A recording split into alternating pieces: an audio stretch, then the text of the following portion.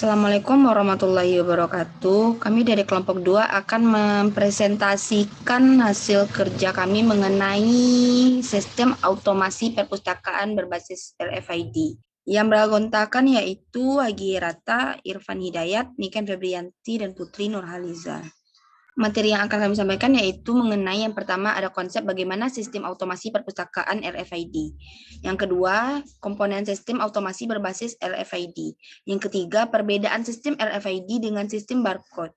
Yang keempat, yaitu perangkat keras apa saja yang dibutuhkan untuk membangun sistem berbasis RFID. Yang kelima, cara kerja sirkulasi perpustakaan menggunakan sistem RFID. Yang keenam, apa saja keunggulan dan kelemahan penerapan sistem RFID ini. Baiklah, materi pertama yaitu akan disampaikan oleh Irfan Hidayat.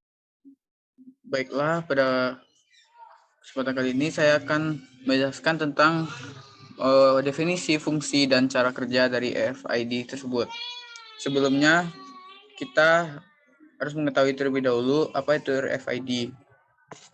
RFID merupakan singkatan dari Radio Frequency Identification.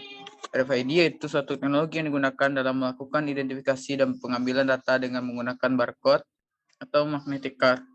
Metode identifikasinya menggunakan sarana yang disebut label RFID, berfungsi untuk menyimpan dan mengambil data jarak jauh. Label RFID pada praktiknya dapat disematkan dalam satu produk, hewan bahkan manusia. Proses identifikasi pada RFID dapat terjadi dengan menggunakan gelombang elektromagnetik. Oleh sebab itu, proses identifikasi RFID membutuhkan dua perangkat, yaitu tag dan reader, agar dapat berfungsi dengan baik.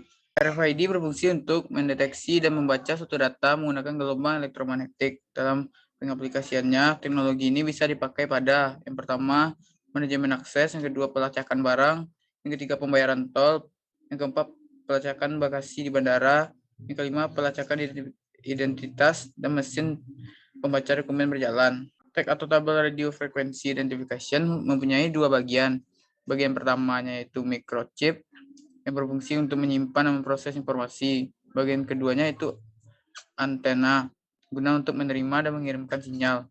Untuk membaca informasi yang dikodekan pada tag, alat pembaca yang bertugas sebagai penerima sekaligus pemancar gelombang elektromagnetik memancarkan sinyal ke tag menggunakan antena. Ketika sinyal dipancarkan, maka tag akan merespon dengan memberikan informasi yang tersimpan pada memori banknya. Alat baca tersebut kemudian akan mengirimkan informasi yang ia baca atau ia dapatkan dari tag ke program komputer radio frequency identification yang terdapat pada alat baca tersebut. Jika data tersebut sesuai dengan program komputer RFID. Komponen yang pertama, pembaca RFID.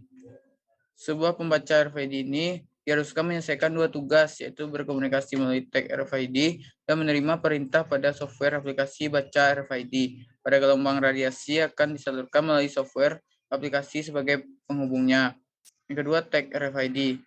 RFID merupakan serangkaian dari elektronika yang telah diintegrasikan dengan antena dan beberapa rangkaian lainnya. Rangkaian tersebut secara umum memiliki memori sebagai tempat penyimpanan data. Sementara untuk memori yang terdapat pada tag akan dibagi menjadi beberapa sel. Untuk sel lain yang terdapat pada RFID ini juga lebih memungkinkan bisa dibaca maupun ditulis secara ulang berdasarkan pada suatu daya. Tag RFID ini bisa digolongkan menjadi tag aktif dan juga tag pasif. Untuk RFID tag ini bisa dijadikan bahan pertimbangan untuk barcode di masa yang mendatang. Sementara pada pembacaan informasi yang terdapat pada tag RFID ini memang tidak membutuhkan kontak secara langsung. Dengan adanya rangkaian integrasi yang modern inilah, maka menjadikan tag RFID bisa melakukan penyimpanan informasi yang lebih banyak jika dibandingkan dengan barcode. Selain itu, untuk fitur pembacaan secara jamak di dalam teknologi RFID juga bisa dilakukan. Hal ini disebut dengan anti-collision. RFID di zaman sekarang ini memang sudah banyak memiliki peminat karena banyak keunggulan yang dimilikinya. Terlebih lagi untuk tag atau label yang bisa dibaca pada satu saat melewati dekat membaca label, meskipun berada dalam kondisi yang tertutup pada objek lain. Selanjutnya, kembalikan kepada moderator. Baiklah, materi selanjutnya akan dilanjutkan oleh Haji Rata. Kepada Haji dipersilakan.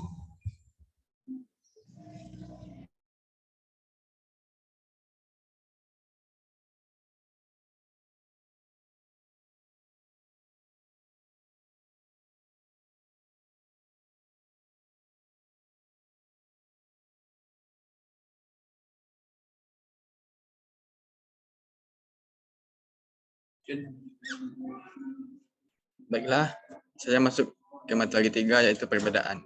Yang pertama yaitu prinsip berbeda. Kedua, baca jarak. Ketiga, aplikasi berbeda. Keempat, kinerja keselamatan. Kelima, kehidupan layanan. Keenam, penampilan eksternal. 4, perangkat keras. Jenis perangkat keras berjumlah 6. Komputer klien lengkap jumlahnya 66. Alat RFID 13.000, pinsel 1 unit, komputer server lengkap 1 unit, box dispenser RFID 66, reader RFID 66. 5. Cara kerja sirkulasi. Prinsip kerja RFID adalah sistem identifikasi tanpa kabel yang memungkinkan pengambilan data tanpa harus bersentuhan, seperti barcode, magnetic, dan ATM. Dalam melaksanakan sistem kerjanya, RFID minimal membutuhkan 2 buah perangkat, yaitu TIG dan reader.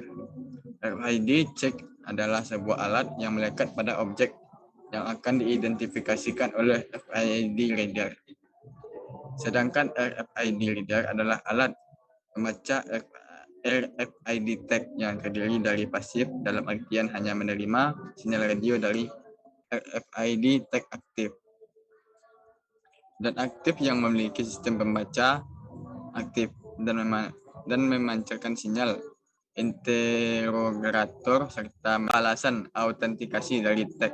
Dari saya kembalikan kepada moderator. Baiklah, materi selanjutnya akan dijelaskan oleh Putri Nurhaliza, yaitu mengenai keunggulan dan kelemahan.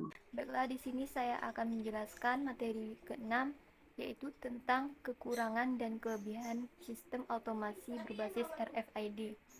Untuk kelebihannya yang pertama yaitu bisa menampung data dalam jumlah yang lebih banyak tanpa menggunakan alat bantu yang lainnya. Untuk jenis RFID pasif memiliki ukuran yang jauh lebih kecil, dengan begitu lebih mudah pada saat ingin ditanamkan dimanapun. Yang kedua, dilengkapi dengan bentuk fleksibel, ditambah lagi dengan desainnya yang sangat menarik, sehingga para pengguna juga lebih mudah saat menggunakannya. Proses pembuatannya juga menggunakan tinta yang khusus. Lalu untuk kekurangannya yang pertama yaitu apabila terdapat satu chip RFID pada satu alat pembaca bersamaan, maka hal ini bisa menimbulkan kekacauan informasi, karena hal ini menimbulkan tabrakan informasi dari pembaca yang menerimanya. Yang kedua, untuk kendala seperti ini bisa diselesaikan pada kemampuan kecepatan dari penerimaan data. Dengan begitu, untuk chip RFID yang telah masuk belakangan dianggap data berikutnya. Oke, baiklah, sekian dari hasil presentasi kelompok kami. Jika ada kesalahan, mohon maaf. Wassalamualaikum warahmatullahi wabarakatuh.